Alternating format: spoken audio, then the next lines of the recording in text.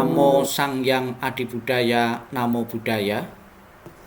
Bapak Ibu saudara sekalian dimanapun Bapak Ibu berada, kembali saya akan memberikan sebuah renungan yang bisa kita ambil hikmah dari kita membaca, mengingat kembali riwayat kehidupan Sang Buddha.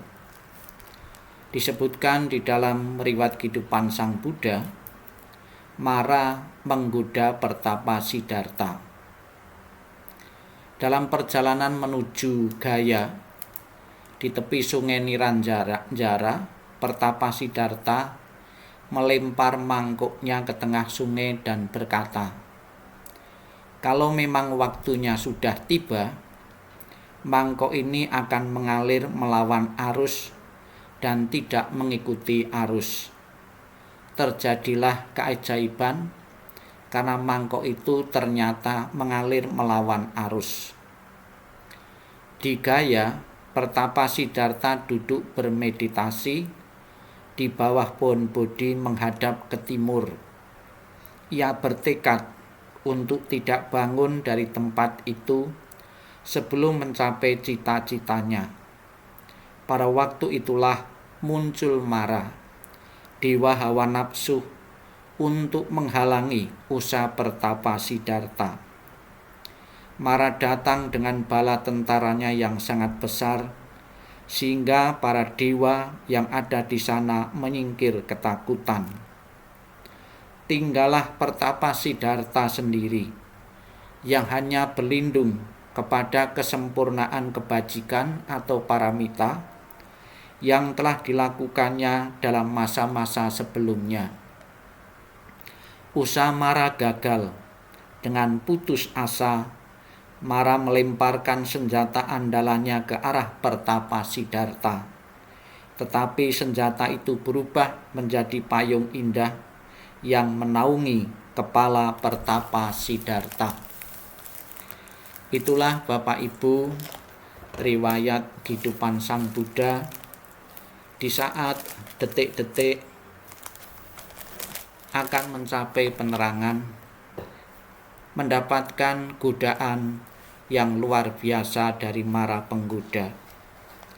Namun Bapak Ibu saudara sekalian, Mara di sini bisa dimaknai bukan berarti makna setan, makhluk jahat yang berada di luar diri kita, atau makhluk jahat yang biasa menggoda manusia yang ingin berbuat baik. Tidaklah demikian selalu. Ditulis dalam penjelasan yang lain, Mara ini diartikan adalah beberapa sifat-sifat, beberapa hal yang terkait dengan diri kita sendiri yang bisa dikategorikan dengan Mara ini. Ditulis demikian.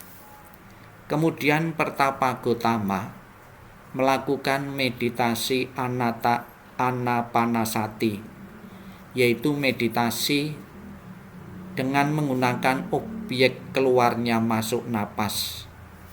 Tetapi seberapa lama pikiran-pikiran yang tidak baik mengganggu batinnya, seperti keinginan kepada benda-benda duniawi, tidak menyukai kehidupan suci yang bersih dan baik, perasaan lapar dan haus yang luar biasa, keinginan yang sangat dan melekat kepada benda-benda, malas dan tidak suka mengerjakan apa-apa, takut terhadap jin-jin, hantu-hantu jahat, keraguan-raguan, kebodohan, keras kepala, keserakahan, keinginan untuk dipuji dan dihormati, dan hanya melakukan hal-hal yang membuat dirinya terkenal, tinggi hati, dan memandang rendah kepada orang lain.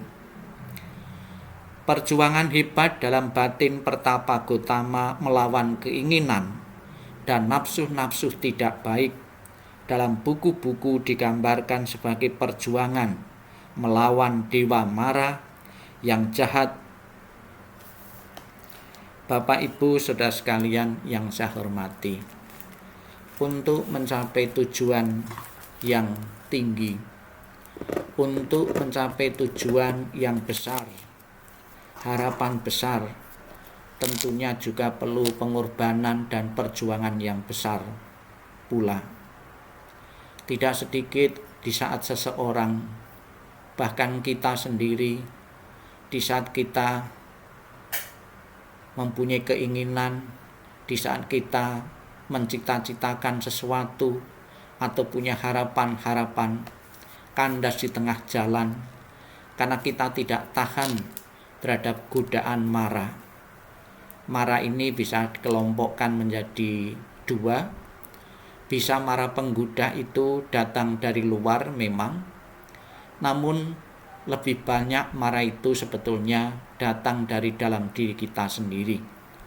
Seperti telah dicontohkan di dalam perjuangan Pertapa Siddhartha ketika belum ingin mencapai penerangan. Seperti pikiran-pikiran yang tidak baik yang mengganggu dalam batinnya. Keinginan pada benda-benda duniawi, keinginan-keinginan untuk terkenal, dikenal orang, dan lain sebagainya. Itulah yang kadang-kadang menyelimuti perjuangan kita di saat kita ingin mencapai cita-cita, sehingga tidak sedikit keinginan dan cita-cita itu buyar, tidak menjadi kenyataan, tidak bisa terwujud. Pelajaran kitab suci yang baru saja kita dengar ini baik untuk kita simak, untuk kita jadikan renungan. Apakah kita di saat menghadapi satu kendala, satu godaan, satu halangan-halangan lantas kita putus asa?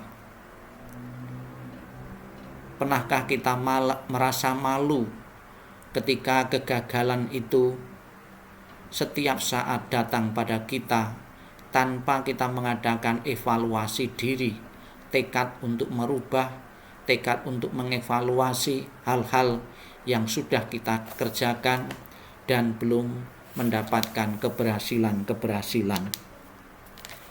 Amat berbeda dengan tekad dan prasetya yang dilakukan oleh Pertapa Siddhartha.